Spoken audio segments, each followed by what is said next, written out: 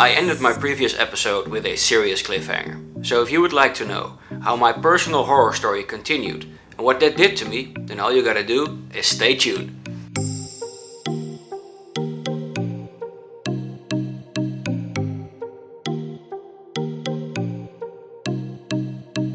Hi, my name is Bas van Duin. Welcome to my channel Flight Coach. My mission is helping you get more out of life and your flying career through less stress and more skills.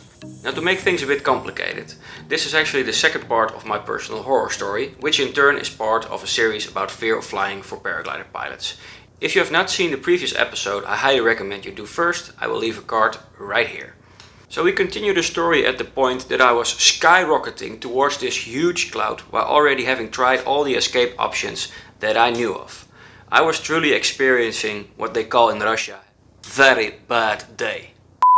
So let's continue where we left off. So I had two options.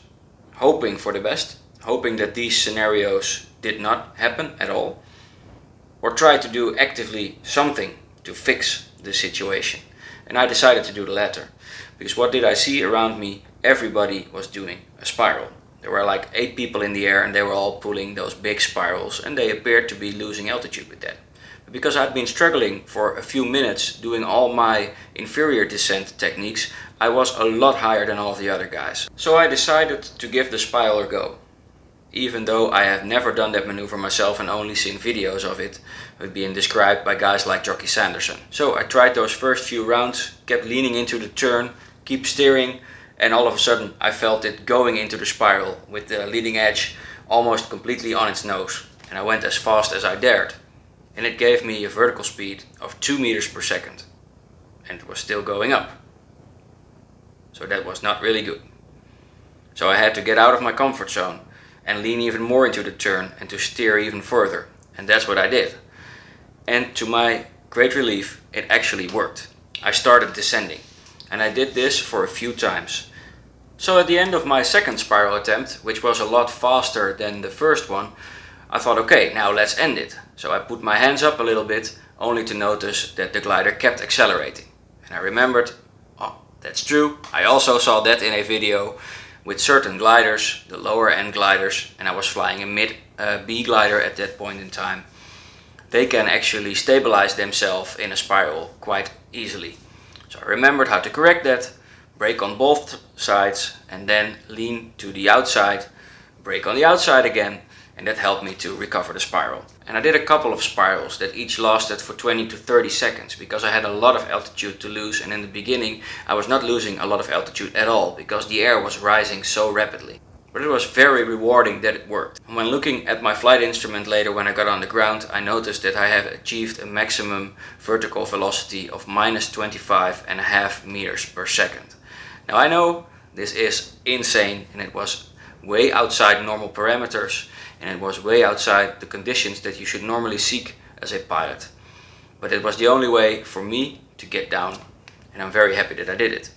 So after the flight there was a major sit down on the landing field. There were all kinds of random pilots that did not know each other, and we formed a big circle, and there were like 10, 15 of us. We had all experienced the same thing, and almost everybody in the group was way more experienced than I was. And we wanted to find out a little bit of an answer to the question, what happened here?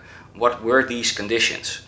And 2 of the guys that were flying actually managed to land in a tree somewhere up the mountain because they thought that was safer.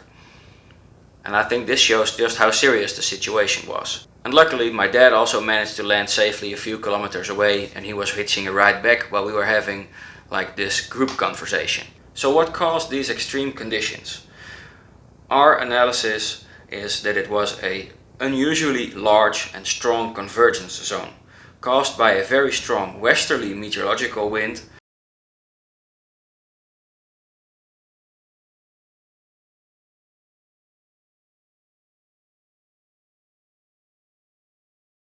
blowing into a very strong easterly valley breeze, causing a very strong and very wide convergence zone, lifting everything that came in its path up and forming that really big cloud.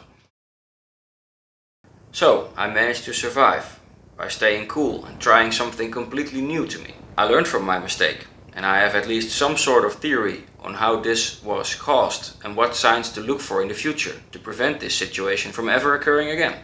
I have a newfound respect for the elements, and I learned that you always have a choice, even though the consequences might be severe. So, all good, you might think, but it was far from all good. After this experience, when I went flying and clouds show up, I got really uncomfortable. I got scared of every thermal, and when my vario beeped, I got anxious instead of excited like I used to do before.